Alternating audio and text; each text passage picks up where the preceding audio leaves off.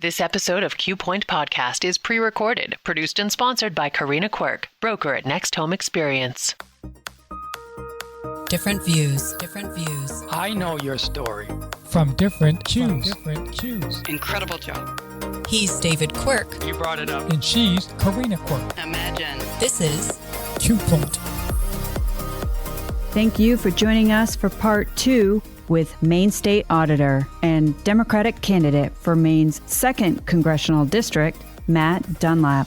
So I see you out on the campaign trail. Has anybody brought up the fraud to you? Oh, yeah. I've been in this business now for over 30 years. Actually, it's my 30th year. I was first elected to the Maine House of Representatives in 1996, and I quickly learned that grocery shopping becomes office hours, and people bring everything to you. So it doesn't matter really what you're doing or what the context is. This stuff does come up, and people do ask about it. Actually, I really do get asked about everything. I get asked about driver's licenses. I get asked about the changes in corporate formation policy, stuff I did as Secretary. I still get asked about fish and wildlife stuff, and I have been in the legislature now for 22 years. But in terms of this context about the dispute going on right now across the country around the use of Medicaid funds, I know that the Inspector General has shown an interest in Maine around allegations of misuse of funds by some subrecipients around interpretive services. We have had some inquiries about that. Some I can talk about and some I can't, quite frankly. Certainly, any allegation, any inquiry around a potential fraudulent use of funds is kept in the strictest confidence. Now, here's a disclaimer on that. Someone who files a fraud complaint is under no such constraint. They can go to the Bangor Daily News and say, I filed a complaint with the state auditor. And we've actually gotten phone calls from the press about things like, well, so this person said they filed a complaint with you. We can't even confirm that we got a call because it's under statute is entirely confidential. Our work papers are never released. And a lot of the complaints we get in the fraud hotline, 99% of it is not actionable by us. It's not that it's not actionable, but it would be a waste of our resources to do an investigation when somebody complains. My neighbor, I know they're on unemployment, but they're working under the table at a local restaurant. Well, we'd call the Department of Labor and say, you may want to check that out. So we farm a lot of that sort of thing out. And in terms of what's been talked about in the press regarding gateway services, the work that has been done initially, aside from anything we may have looked at, Human Services, again, has their own internal audit function. And they were the ones that determined that money was not being used properly and they'd shut off funding. We don't have anything to do with that. We don't treat with that. That's within Human Services. And of course, if federal funds are involved, then the Inspector General can also get involved in that. And that's what's been in the news a lot. So when people ask me about that, that's what I tell them. There are places that we have a direct role and places that we have an indirect role. And it depends really what we're asked to do in those circumstances. If there's an allegation of fraud and someone brings it to us, we're going to bring our resources to bear. But we don't have a press person because we can't talk about it. So I can't tell you what we have done, what we haven't done. I have not reviewed the material that came out of the Internal Audit Office of Human Services along that line. Our work is concentrated at the next level up, which is Human Services keeping track of these subrecipients? I know the state a few years back got $15 million for the EV charges. I was just wondering how they're coming on that and how much money's left to put in more EV charges. Obviously, we need more infrastructure if that's the way we're going to go. As I've heard about the federal money that's been handed down along that line, it is an interesting question. There are a lot of conditions that could come into play. Is the money lapsing, non-lapsing? Is it something that they hold in reserve? How do they account for it? And how do they publicize it? Really, those are the key questions. If you don't know what's happened to the money, this is one of my rules of engagement that I've learned over the years and found it very useful. Rule number 2, transparency is always your friend. If you can find out information and get it to the public, where there's a lack of information, there evolves a lack of trust.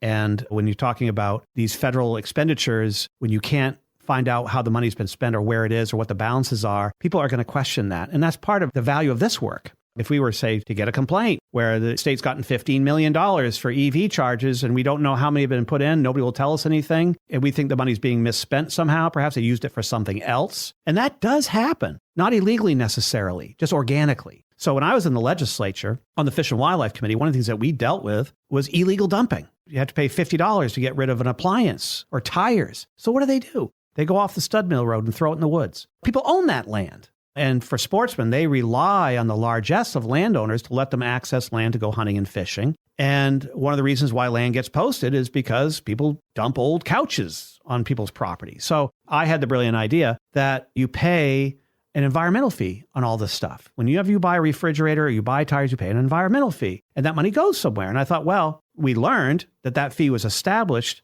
to set up transfer stations. Mission accomplished somewhere in the mid-1980s. Got rid of all those town dumps, and now we have transfer stations. So I thought, well, we'll take some of that revenue and make it available to like volunteer groups, like scout troops, organizations like mine, the Maine Youth Fish and Game Association, have a day go clean up junk on behalf of a landowner, take it to the transfer station, and then you have money for the fees. Well, not so fast, because that money is now being used for other things. They were funding positions out of that money now. Again, not illegally. Maybe they got authorization from the legislature to do it. So like, we have this pool of money, we'd like to have authorization to hire some more technicians. So it gets used for a different purpose over time. Again, that's, I think, the value of not only audit work, but like the program evaluation office, because that's something, if we had that available to us at the time, which we did not, it didn't exist yet, we might have referred it to OPEGA and say, take a look at that. Is that the best use for those revenues? Or should we use it for this other idea? And if they need money for positions, take that out of the general fund where it should be coming from. So it's a matter of process more than anything. Let's pivot to Iran. The United States is currently engaged in military operations involving Iran. Where do you stand on this conflict? Well, the whole thing is tragic. The whole construct of the War Powers Act, as set up in 1973, was to give the president the flexibility and the authority to defend the country in the event of an attack. And this is during the height of the Cold War, where you had 7 minutes between the time you detected missiles coming from the Soviet Union to when they actually landed in Bangor. So the president had to have the authority to respond to that. But then there was that whole controversy around the Vietnam War, which was never authorized by Congress. It was a police action. So the idea of having a War Powers Act is if the federal government, the executive, is going to initiate military action, has to get permission from Congress. Congress has the sole power in the Constitution to declare war. Because the way they wrote it was thinking about that flexibility piece, that if the president engages in military action, has to report within 48 hours and has to make a justification approved by Congress within 60 days. My high school civics teacher said that gave the president the authority to wage 60-day wars. That's kind of where we are right now. The president has engaged in military action without authorization from Congress. Now there's talk about actually putting military personnel on the ground in Iran, which I think makes people very, very nervous. And I think it's shorthand to say it's an illegal war. It was not authorized. This is action that was not authorized. On the other hand, you're there now. What do? People, I think, are watching patiently to see what happens. If the president is able to obtain his objectives within a 30-day period, which they said they'd be able to do, or a 60-day period, then I think that's fine. I don't agree with it. But if they get stuck there, and we have to have tanks on the ground, we have to have bases on the ground, we have to have special forces, the Marine Corps, the Army on the ground, where kids from Maine are going to go fight. These are kids from rural Maine. They're kids from the coastal Maine, a lot of whom joined the military because it's a great way for career advancement, not expecting to have to go into something like this. And I think that's a different story, and I think Congress needs to act on that case. Whether or not they will, I mean, they haven't done anything so far. Congress, I think, has been very deferential to the president. And there has been very little check on the actions of the executive branch since this administration took office. That's why you see people marching in the streets right now, is that people are incredibly frustrated by all this. So the Iran war, I think, is a very dangerous thing for us to be involved in. Iran is a very dangerous adversary, too. I wish they'd followed the process and asked for authorization for military action, and I think it'd be hard not to support it at that point. So on the campaign trail, are you hearing anything about the economy? That's the only thing I hear about in all aspects of the economy, most particularly when we call it the affordability crisis. And that's not groceries. The price of eggs is very high. I went grocery shopping yesterday. I bought like one bag of food for $85. That's really pinching people, especially in the working class right now, people who are wage earners. But more systemically, it's hitting people in ways I don't think our parents or grandparents anticipated, which people can't buy homes. They can't buy vehicles. They're deferring going to college because it's become so expensive and they just don't have the resources for it. The student loan debt crisis, which has been lingering for many, many years now for a lot of different reasons, sort of that crossover, if you will, from my generation to the current generations, where it was expected when I was in high school that we were going to go to college and build a better life. But when I went to the University of Maine, I don't want to say how long ago this was, probably give it away. My first year at the university, room, board, and tuition, because I stayed on campus, was $3,500. That barely buys your books today. When my daughter graduated 3 years ago, her last year was $31,000. And that's pretty cheap. I have a colleague at Audit who is a very, very bright son who wants to go into engineering at one of the big schools like MIT or Tufts, $91,000 a year. And the price of homes have skyrocketed. My wife and I have a nice home in Old Town. We've lived there now for almost 30 years. It was scary when we signed the notes, $78,000. That house is probably a $500,000 house now. And I was talking with one of our audit staff, a young single mother. She's got an 8-year-old son. And we were talking about retirement. And she says, by the time I pay my bills and take care of my son, I don't have money for retirement. And she said something that's kind of haunted me. She said, how do people ever get ahead when they're always falling behind? So the economy is something I hear about all the time. Probably the most heart-wrenching stuff I hear about is around healthcare. And however you feel about the Affordable Care Act, I think it was a half measure. It was better than what we had at the time. But I talked with a couple of folks because I'm calling people for money. You invite people to support the campaign with, I'll ask for things like $100, $200. I'm not asking everybody for the $3,500 limit. Very few people can even contemplate an amount of money like that. But when you ask people for like $200 and you can hear the shame in their voices. Matt, I can't. I'm on a fixed income. I have a bad hip and my health insurance has doubled this year. I can't make those extra allowances now. Or a woman I talked to who I've always assumed was very successful, and she is, except that she said her granddaughter has diabetes. Her daughter's been out of work for 2 years and she has to pay for all the medications. And she said, my parents are in a situation where their situation has changed and they may have to move out of where they are. She said, I'm looking at a situation where I may have to sell my home to take care of my family. And it's just awful in the wealthiest country in the world that people face that type of thing with healthcare. I had one of those soft tissue cysts that old guys like me get on your head, those bumps. I asked my doctor about it. He said, yeah, you can have it removed. It's a half-hour procedure, get a surgeon. And I have insurance. I have good insurance. Then I got the copay in the mail, $1,500. And I had to dig to find the actual cost of it. It was over $12,000 for that procedure. And when I talked to my doctor about it, my doctor almost fell out of his chair. He said, I have no idea. We make the referrals. We write the prescriptions. We don't know what the costs are. And I think our healthcare system is just almost irrevocably broken. We have models that we know work, like Medicare works. We already pay a Medicare allotment out of our paychecks. I think it's time to talk about things like Medicare for All and modifying that program, freeing up some of that Medicaid money to do things that we can't do, like pay for hearing aids, for example. Medicare doesn't cover hearing aids, a couple other things. I have a classmate of mine from grad school. When I was getting my master's, I was never aspiring to be an academic. I was working on the university campus as a cook. It was part of the employee benefit package. You got a couple free classes every semester. And I thought, well, I'll do that. So I got a master's degree in literature for the cost of my books. What do you do with a degree in literature? People say, does this qualify you to write the great American novel now? I said, no, but it qualifies me to read it. There was a Fulbright scholar from Eastern Europe that was recruiting newly minted MAs in the English department to go over there and do translation work. And he went. He's been there now 32 years. He got married, is divorced, he owns property, has dual citizenship, has a couple teenage girls. He was diagnosed with advanced prostate cancer. He has to go in twice a month for pretty intense treatments. You want to take a wild guess at what he pays?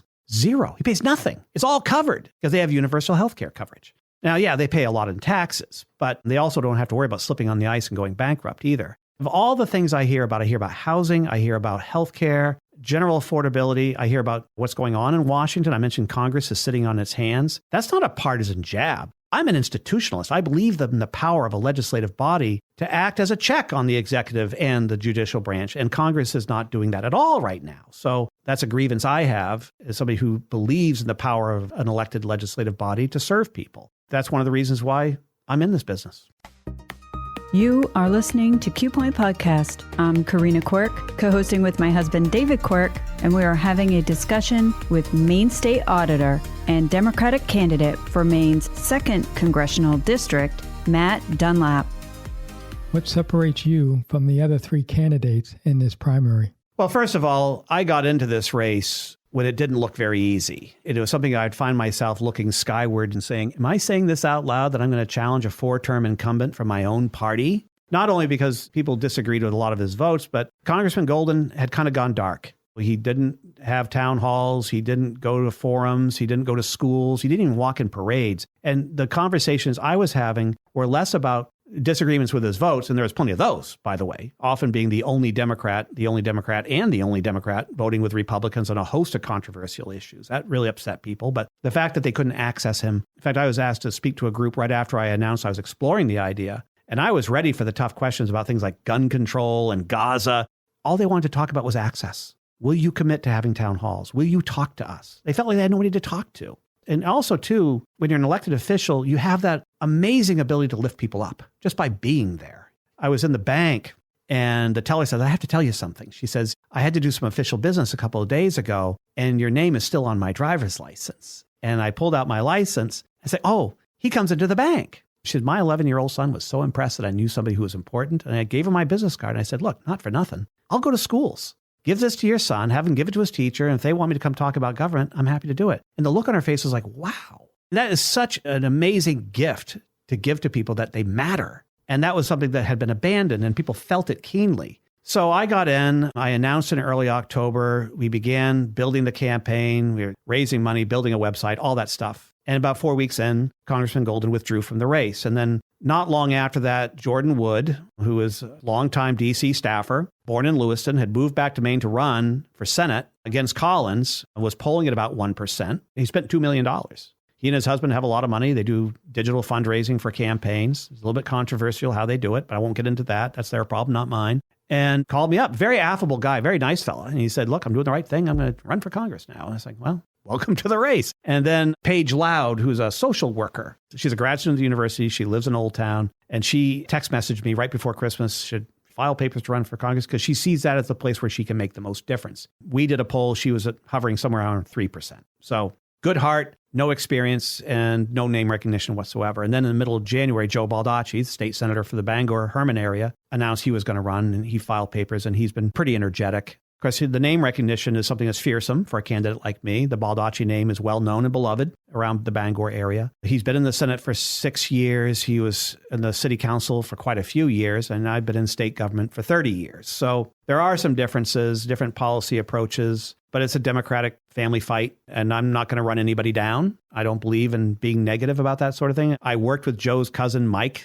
in one of the kitchens I worked in. I worked with his brother when he was governor and in Congress, obviously. One of his other brothers was one of the first people to talk to me about running for this and say, you really ought to think about going for this, and endorsed me as a former county commissioner and was very generous. And then when Joe started talking about getting in the race, he called me and said, I'm still with you unless my brother makes it awkward. I said, look, I get it. Blood runs thicker than water. Don't worry about it. I have no intention of breaking anybody's knuckles in this. It's not worth it. We all live in the same community. But I think the major difference is when I made it clear that I was probably going to do it, I was overwhelmed at the support. I really did not expect that at all. Mike Mishu called me and he said, look, if you need any help, let me know. And I said, I have to think a lot of this is because people are just that frustrated with Jared. He said, yeah, that's true. But don't forget, you've been around for 30 years and you've built a lot of goodwill. I mean, how many road tests have you administered? You've gone to all these schools. You've gone to assisted living facilities, made presentations. You've talked to every Rotary and Kiwanis in the state. And people remember that stuff. And it's really weird. It's really weird. I called a guy looking for money. And I knew who he was. I knew he was very conservative. He'd helped out Mike. Mike gave me access to his old donor list, which are now 14, 16 years old. And I thought, well, worst that can happen, guy hangs up on me.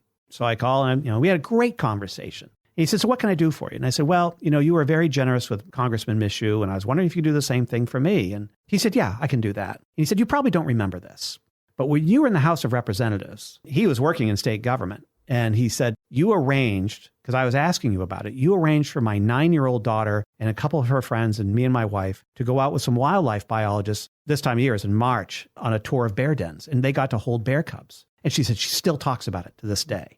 And I'll just never forget that. Now, I did that 1,000,000 times. How many times did I do a presentation for an 8th grade citizenship award or do that personal service? And one of my first constituent cases was a guy who had a hard time finding out where his driver's license was. He renewed it. It hadn't shown up, and we were able to pin it down. I took it to his house that day. Rule number 3, do it now, right? And never with a thought, oh, someday this is going to pay off for me as a political dividend. But people don't forget it. And I think that's the key to my campaign, is I've tried to be good to people over the years. I remember a time that we had to reach out to you. Corinna and I got married, and we were going on a honeymoon. And you were able to expedite her license so we could fly. I don't remember that, but I do remember some friends of ours had a child that was having addiction issues, and they were sitting into a rehab facility down in Florida. And they were on their way to the airport in Portland, and he kind of casually dropped, he lost his wallet. He didn't have a driver's license. Like, how are we going to get this kid on the plane? So they called me. Matt, I don't know if you can help. I said, yeah, we can help. So I called license services. I said, I need an instant print now. So I drive across the river. I get the instant print. I run into one of the senior detectives. He sees me kind of like, hot-footing it through the building. He said, what's going on? I told him. He said, don't drive. Come with me. Get in his cruiser, blue lights all the way to the Portland Jetport. And I ran in. He was just getting to the TSA checkpoint when I handed him the license. That's kind of fun stuff to do. One of the things that really hooked me on this business as a new legislator was the ability to help people. And being a resource is, for some reason, I find it incredibly addictive. Being able to help people, help them navigate things. And when I was out of office, a guy called me one day. He said, Matt, I know you're not down there anymore and I hate to bother you, but my mother got this letter. She has diabetes and they told her she's going to lose her license. I said, oh, this is easy. I even had the number in my head to call for the medical section to get the paperwork to the doctor to sign off that she was okay. And he called me an hour later. He said, I can't thank you enough. You can't believe how grateful my mother is. And it's just a simple piece of paperwork. But when I think about what I could do in Congress, I remember John Baldacci had extraordinary constituent services. Susan Collins does too. And that's what I want to do. I want to have the best constituent services in the country. People say, why do you want to be down there? Nothing ever gets done. Bills never pass. But you can do that. You can speak for your neighbors and you can help them navigate things. And I think that's a tremendous blessing to be able to do.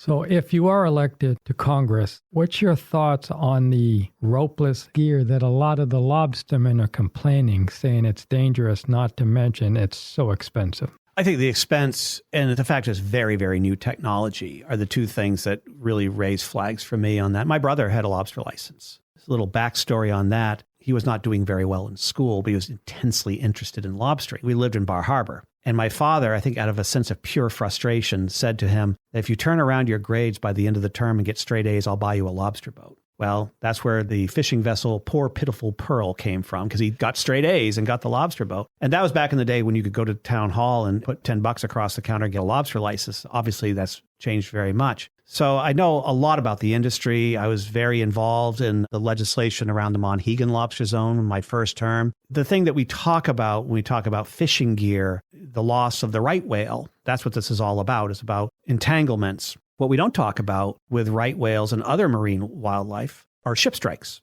We don't talk about ship strikes. And a lot of it because the Gulf of Maine is heavily patrolled by the United States Navy. And we have reason to suspect that a lot of those ship strikes are being affected by Navy ships. But they don't talk about that. Again, there's no audit work on that. And I would tend to come down on the side of the lobstermen on this. I mean, if the feds are going to mandate this, then the feds probably ought to pay for it, frankly. This is a critical industry. I don't even know what a boat costs anymore. I'd have to guess a modern lobster boat would probably be $500,000 or more, probably $1 million.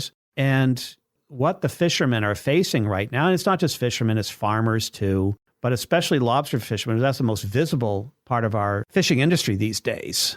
It is a death sentence. I've seen some of the diagrams of the technology, how it would work. It doesn't sound foolproof to me. The retrieval of the trap from the bottom without a rope. Right now, you use a winch. If you're using transponders and the transponders stop working, now you have a bunch of ghost traps on the bottom of the ocean, and that's worse than not being able to retrieve the traps. So I would be very cautious about advocating for that. It's sort of like the driverless car thing. We've talked about driverless cars now for over 10 years. We don't see a lot of driverless cars yet because they're not reliable and the technology's not there. And that is life and death. If something goes wrong with driverless car technology, someone can die.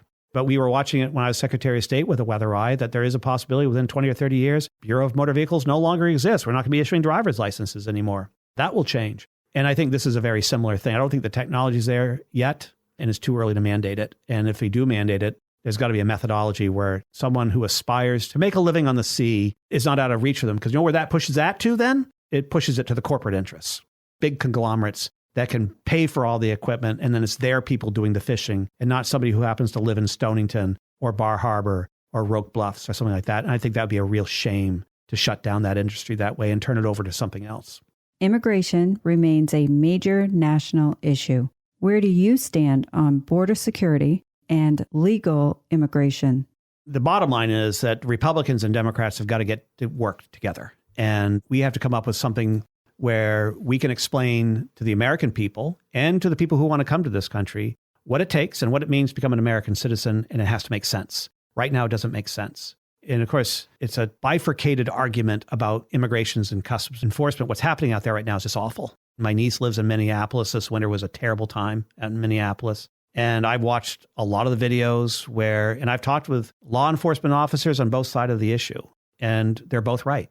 First of all, people who come to this country illegally have committed a crime. They've broken the law, and that needs to be dealt with. But at the same time, striding up to someone with pepper spray and hitting them in the face with it, and that's your first greeting to them, or smashing in car windows, not to mention the gunfire, it's not the direction we've been trying to get law enforcement to move in for the last 40 years. The whole idea of integrating community policing into law enforcement practices, de-escalating these situations has now kind of gone out the window with a lot of that.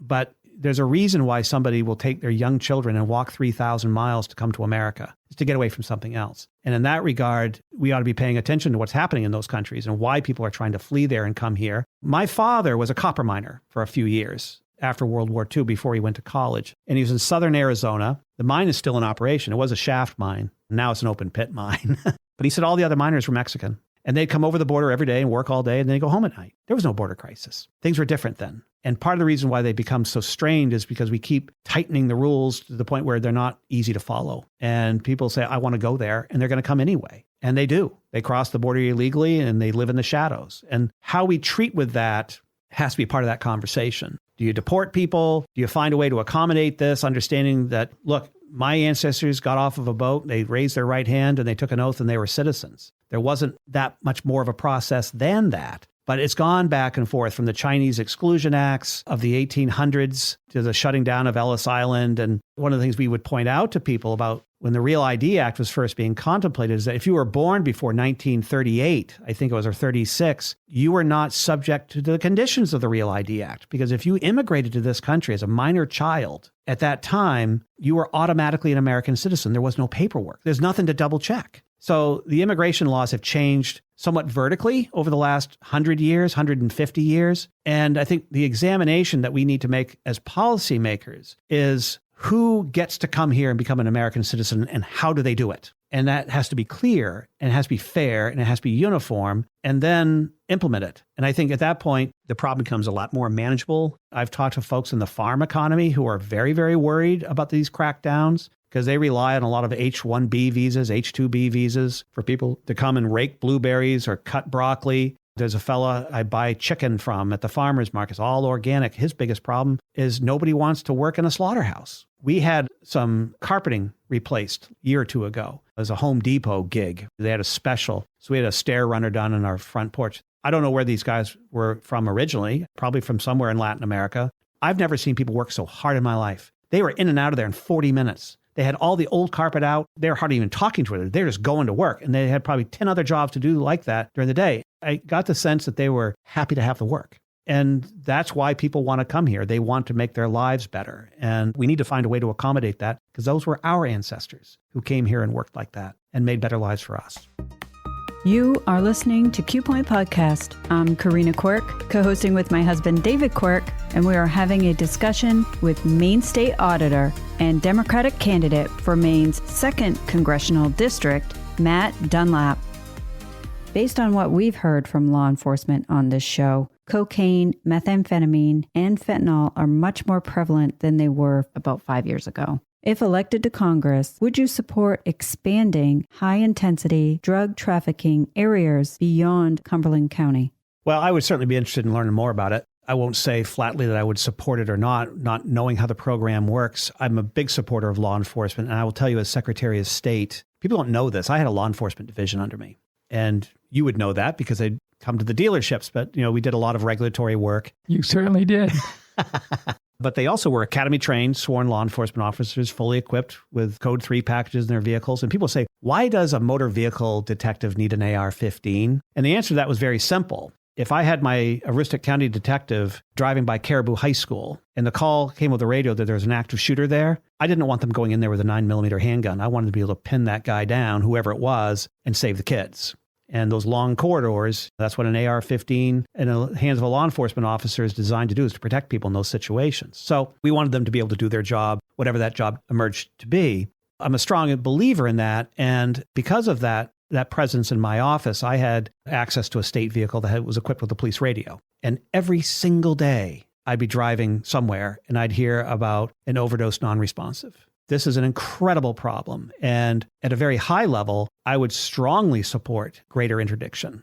I'd want to know how it works and how the program is designed to work and how it could be implemented in a way to protect people. But my first instinct would be, I want to learn a lot more about that and would be inclined to support something that would reduce the drug traffic flow, especially in our rural areas, which is where a lot of it gets concentrated. If you do get elected to CD2, what committees would you like to be on?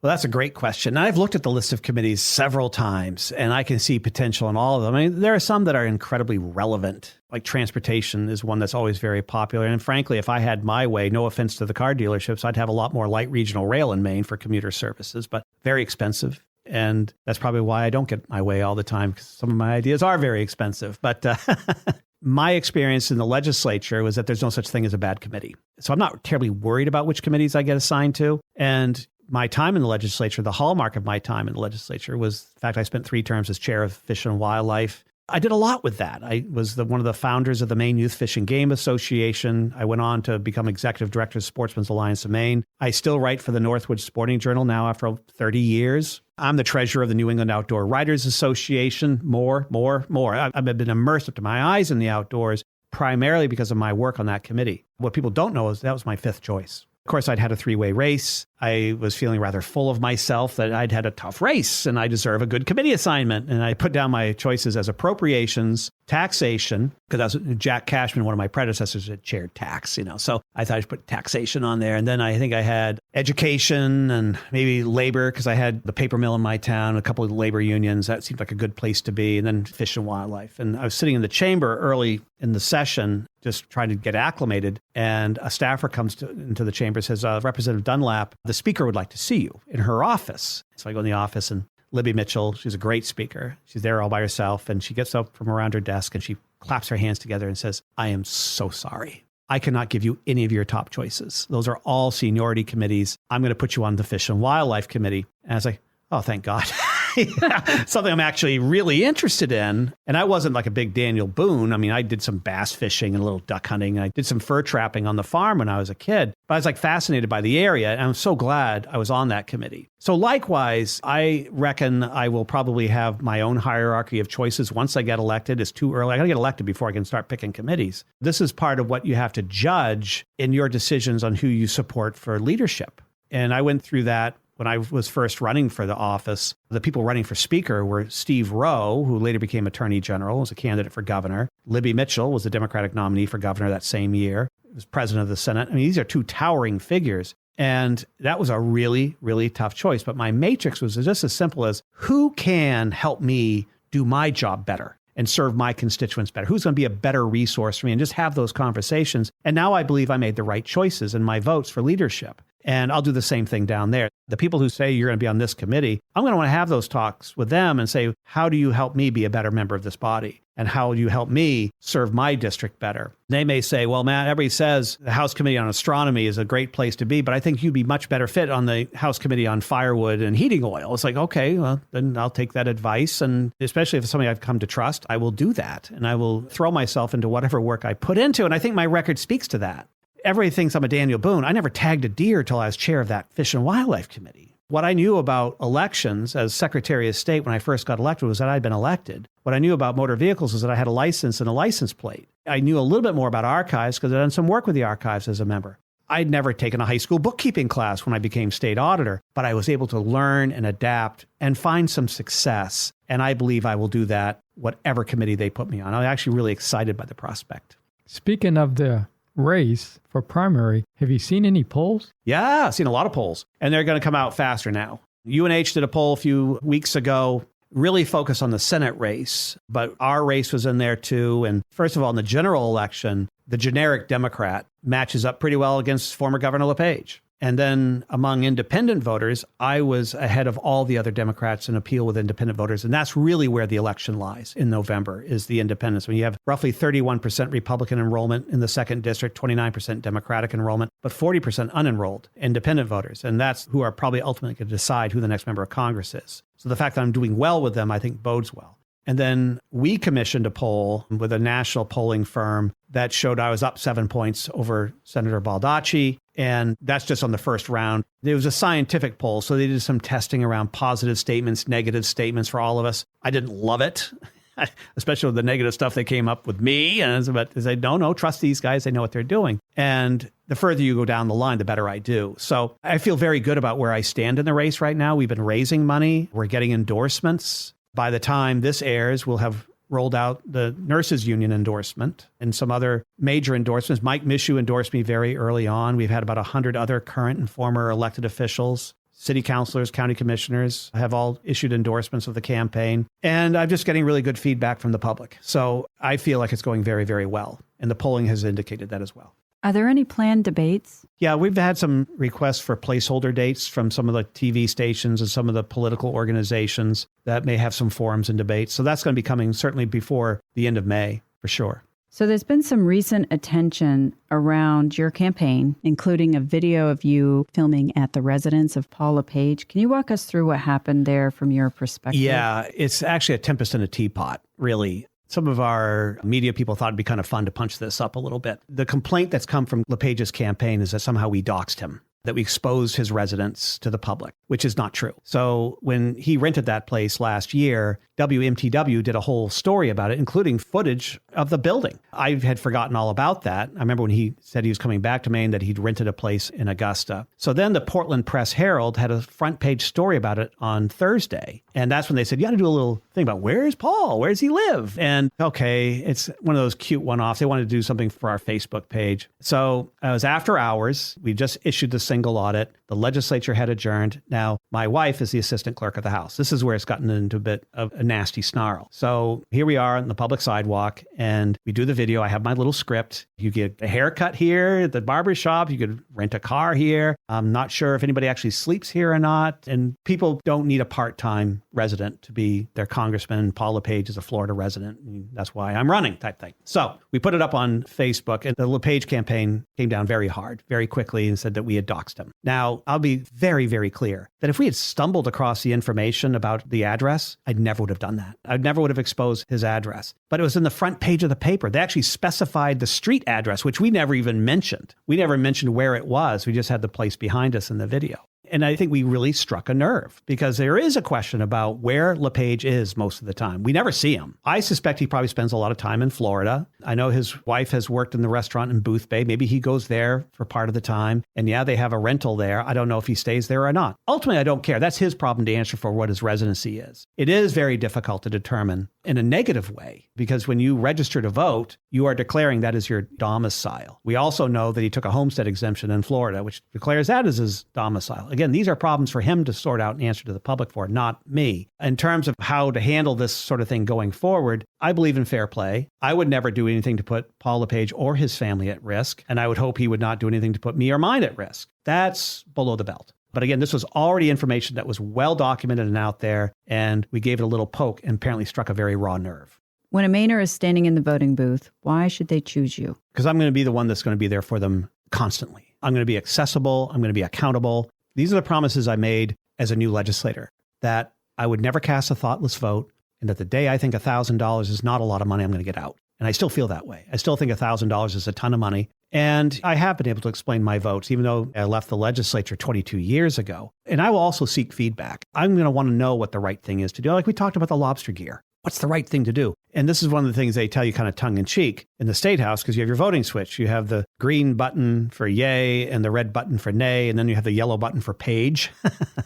We say the yellow button does not mean maybe. There is no half measure. You have to make a decision which way you're going to go, especially on some of these major issues like we've been talking about with immigration and national policies, agriculture, fishing. That's, I think, the real value in coming home and having those forums and learning from people. Yeah, I have my opinion. I also have my values. If somebody has a vote that pertains to my values, I'm never going to abandon my values. But when we were talking about raising hunting and fishing license fees, we had a series of public hearings around the state. And what an education. Because you saw what different demographics were facing economically. You get into the mid-coast, they're like, whatever we're paying right now is a bargain. You could do so much more for conservation if you just simply double the license fee. And then you go up to like northern Aroostook County, it's like, we can barely afford what we're paying now. That was really, really valuable to hear. And that's the kind of work that I want to do. And I want to engage people, and I want them to be a part of these decisions. And that's why I think I'm the best candidate. Are you having town halls around the state? Have been, yeah. We're having more. We've been to Bangor. We're going back to Bangor soon. We've been down to Bar Harbor. We've been to Lewiston, Skowhegan. Golly, I've been to Augusta, trying to keep them all in my head. We've done a bunch. We're going to do a bunch more. But that'll be a regular feature. It's just like, hey, open forum. And, you know, some people are going to yell at you. Those public hearings we did about license fees. Here up in Presque Isle Fishing Game Club, probably 200 guys in the room. And we had a 10-minute presentation. We left it for an hour for Q&A. And I said, okay, your turn. Dead silence. Nobody would speak. And finally, this guy wearing, John Deere hat and these Husqvarna suspenders says, I got a question for you. I said, well, what's that? And he said, are you one of those yuppies from the other Maine with more education than sense? I said, well, I live in Old Town. They all nodded their head. And it broke the ice. They had a good laugh about that. And we had a really, really vibrant discussion about what they were actually facing economically. And that was the entire point. So I'm not afraid of that at all. Before we let you go, what's the best way for people to get involved in your campaign?